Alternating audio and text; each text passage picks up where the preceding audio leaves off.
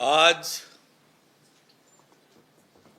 राज्य मंत्रिपरिषद की बैठक मुख्यमंत्री विष्णुदेव साय जी की अध्यक्षता में संपन्न हुई है।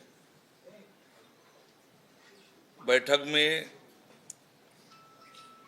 2024-25 के तृतीय अनुपूरक अनुमान का विधानसभा में उपस्थापन के लिए छत्तीसगढ़ विनियोग विधेयक 2025 के प्रारूप का अनुमोदन किया गया। मंत्रिपरिषद द्वारा बजट अनुमान वर्ष 2025-26 का विधानसभा में उपस्थापन के लिए छत्तीसगढ़ विनियोग विधेयक 2025 के प्रारूप का अनुमोदन किया गया।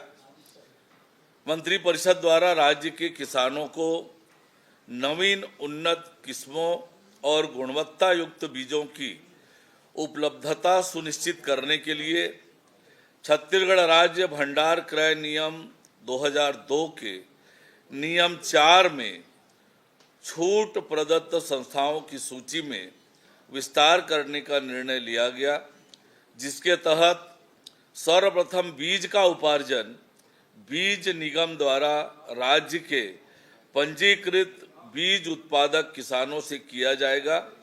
इसके पश्चात आवश्यकता की पूर्ति के लिए राज्य की बीज उत्पादक सहकारी समितियों, भारत सरकार एवं राज्य सरकार के बीज उत्पादन करने वाले उपक्रमों, नाफेड, मध्य प्रदेश बीज महासंघ की समितियां, भारत सरकार द्वारा विभिन्न योजनाओं में empanelled central nodal seed agency के रूप में चयनित संस्थाओं को बीज निगम द्वारा जारी ऑफर लेटर में से न्यूनतम मूल्य प्रस्तुत करने वाली संस्था या एजेंसी से किया जाएगा।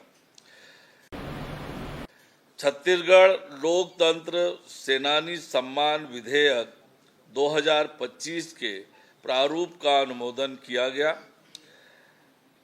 छत्तीसगढ़ के षष्ठम विधानसभा के पंचम सत्र माह फरवरी-मार्च 2025 हेतु माननीय राज्यपाल महोदय के अभिभाषण का मंत्री परिषद द्वारा अनुमोदन किया गया।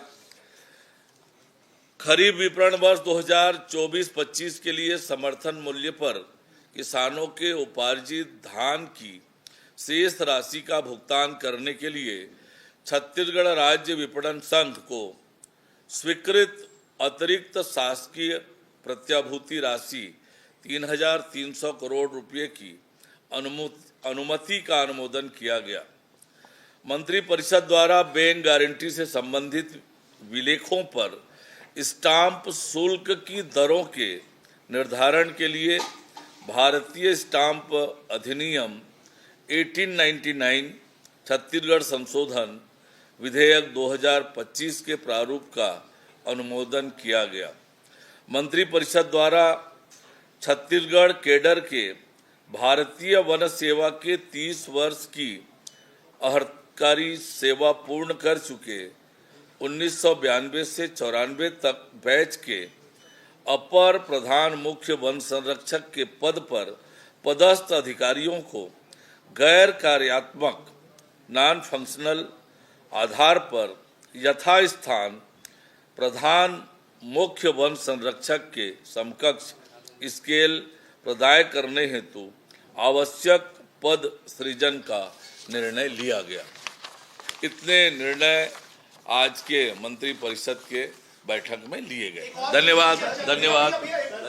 देखिए, विधानसभा की जब कार्यसूची जारी होगी तब उससे स्पष्ट होगा, पर हमारी सरकार लगातार धर्मांतरण के खिलाफ ठोस और मजबूत कार्यवाहियां कर रही है और वो जो समाचार में देख रहे हैं लगातार और जो कार्यवाही हो रही है, हमारी सरकार के धर्मांतरण को लेकर जो नीति है उसी का ही परिणाम है कि जहां पर भी धर्मांतरण हो रहा है कठोर कार्यवाही हो रही है। राज्य निर्वाचन आयोग नगरीय निकाय के निर्वाचित पदाधिकारियों की अधिसूचना जारी करेगी।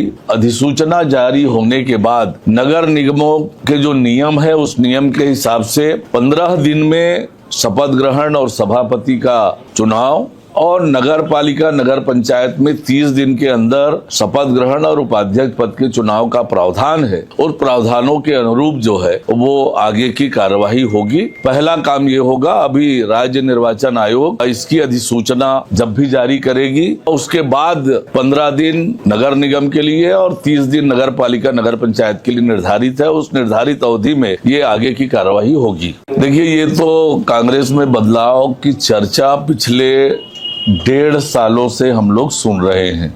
विधानसभा चुनाव के परिणाम जब से आया है तब से ये चर्चा चल रही है। तो कांग्रेस के इन चर्चों पर मत जाइए।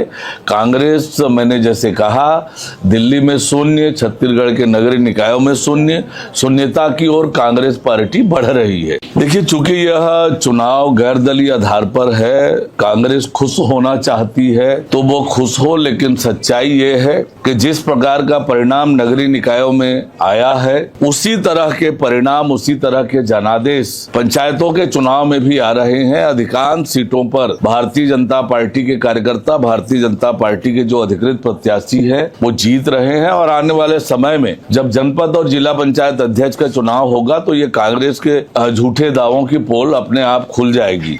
मैंने वही कहा, पहली बात तो ये है कि कांग्रेस का जो दावा है वो झूठा है, निराधार है। कांग्रेस कहीं पर दिखी है पंचायत चुनाव में, मुझे ये बता दें। और इसलिए कांग्रेस पार्टी मुगालते में है, झूठा दावा कर रही है। जब जनपद अध्यक्ष और जिला पंचायत अध्यक्ष के चुनाव होंगे, कांग्रेस के ये जो दावे हैं वो उसकी पोल खुल जाएगी।